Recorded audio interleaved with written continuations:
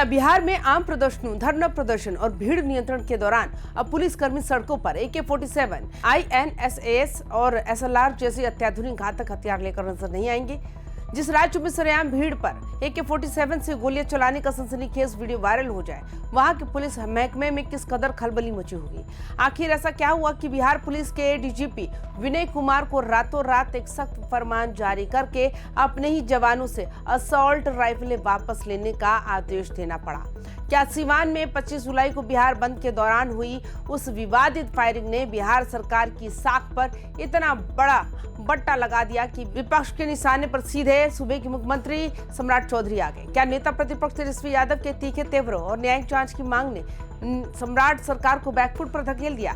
और सबसे बड़ा सवाल, क्या यह आदेश सिर्फ एक सिपाही पर हुई कार्रवाई पर पर्दा डालने की कोशिश है या फिर बिहार पुलिसिंग के उस पुराने और खतरनाक ढर्रे को बदलने की शुरुआत है, जिसकी वजह से आम लोगों में पुलिस का खौफ बढ़ रहा है? नमस्कार, आप देख रहे हैं YBN बिहार झारखंड। मैं हूं आपके साथ मुदिता त्रिपाठी। उत्तर प्रदेश हो या बिहार, पुलिसिंग का तरीका हमेशा से चर्चा और विवादों का विषय रहा है। लेकिन 25 जुलाई की उस तारीख को याद कीजिए जब सीवान की सड़कों पर बिहार बंद का प्रदर्शन चल रहा था। वहां भीड़ को नियंत्रित करने पहुंची पुलिस टीम में से एक सिपाही अभिषेक कुमार ने अचानक अपनी AK-47 निकाली और बिना किसी वरिष्ठ अधिकारी के आदेश के हवा में एक के बाद एक 4 राउंड गोलियां दाग दी। जैसे ये वीडियो सोशल मीडिया पर फैला, मानो पूरे बिहार के सियासी और प्रशासनिक गलियारों में भूचाल आ गया।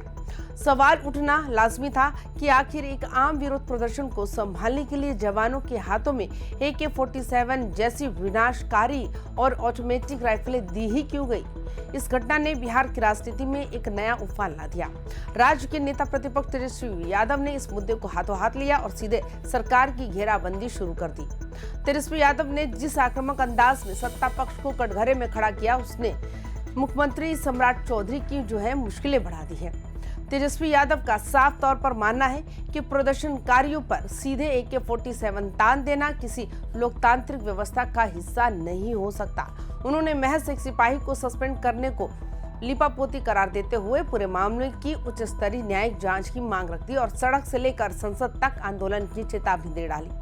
राजनीतिक पंडित भी इस बात को भली भांति समझते हैं कि जब मामला सीधे कानून व्यवस्था और गृह विभाग से जुड़ा हो तो उंगली सीधे विभाग के मुखिया यानी सम्राट चौधरी पर उठना तय था। विपक्ष ने इस मौके का पूरा फायदा उठाते हुए सरकार की प्रशासनिक क्षमता और पुलिस मैनुअल की धज्जियां उड़ने का नैरेटिव सेट करना शुरू कर दिया। इसी चौतरफा राजनीतिक दबाव और छीछा लेदर के बीच बिहार पुलिस मुख्यालय को आखिरकार हरकत में आना पड़ा। DGP विनय कुमार के सीधे निर्देशों के बाद एक नया और बेहद सख्त आदेश वो जारी किया गया। इस नए आदेश के मुताबिक अब विधि व्यवस्था बनाए रखने, किसी भी तरह के धरना प्रदर्शन, जुलूस या भीड़ नियंत्रण जैसी सामान्य ड्यूटी के दौरान कोई भी पुलिसकर्मी AK-47 या फिर SLR जैसे ऑटोमेटिक और सेमी ऑटोमेटिक घातक हथियारों का इस्तेमाल नहीं कर सकेगा। पुलिस मुख्यालय ने ये सीमा पूरी तरह से स्पष्ट कर दी है कि ऐसे अत्याधुनिक असॉल्ट राइफलों को केवल उग्रवाद, आतंकवाद, नक्सल विरोधी अभियानों और दुर्दांत अपराधियों को पकड़ने जैसे विशेष मिशन तक ही सीमित रखा जाएगा। हालांकि अगर गहराई से देखा जाए तो इंडियन एक्सप्रेस की रिपोर्ट और बिहार पुलिस मैनुअल के स्टैंडर्ड ऑपरेटिंग प्रोसीजर में ये नियम पहले से ही दर्ज था कि असॉल्ट राइफलें सामान्य लॉ एंड ऑर्डर ड्यूटी के लिए नहीं होती है। लेकिन जमीनी हकीकत ये थी कि इन नियमों को ताक पर रखकर जवान सरेआम इन हथियारों को लेकर भीड़ में बीच में घूमते रहे। अब जरा इस फैसले के पीछे के 2 सबसे बड़े पहलुओं को समझिए। पहला पहलू है कि पुलिसिंग का मानवीय और मनोवैज्ञानिक चेहरा।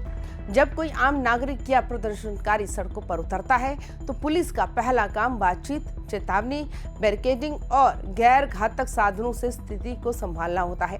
लेकिन जब पुलिस कर्मियों के हाथों में ही AK-47 दिखती है तो वो जनता के बीच सुरक्षा के बजाय खौफ और आक्रोश का माहौल पैदा कर देती है। दूसरा पहलू है राजनीतिक संदेश। सम्राट चौधरी सरकार इस फैसले के जरिए ये दिखाने की पुरजोर कोशिश कर रही है कि वे पुलिसिंग में अनुशासन, जवाबदेही और नियमों को लेकर बेहद गंभीर है। वे विपक्ष के इस आरोप को धोना चाहते हैं कि राज्य में अंकुशहीन पुलिसिंग चल रही है। लेकिन क्या विपक्ष इतने भर से शांत हो जाएगा? बिल्कुल नहीं। तेजस्वी यादव और विपक्षी खेमा अभी ये सवाल दाग रहा है कि अगर पुलिस मैनुअल में ये नियम पहले से था तो सीवान में AK-47 से गोलियां चलने की नौबत ही क्यों आई? आखिर किस अधिकारी की लापरवाही से सिपाही को वो हथियार अलॉट हुआ और बिना आदेश उसने ट्रिगर कैसे दबा दिया? क्या सिर्फ एक अदना सा सिपाही बलि का बकरा बना दिया गया और बड़े अधिकारी बच निकले? ये पूरा मामला सिर्फ हथियार बदलने या जमा कराने तक सीमित नहीं है। ये मुद्दा है बिहार की प्रशासनिक व्यवस्था, पुलिस बल की ट्रेनिंग और सत्ता में बैठे हुक्मरानों की जवाबदेही का। अब देखना यह होगा कि क्या डीजीपी का ये नया फरमान जमीन पर पूरी तरह लागू हो पाएगा।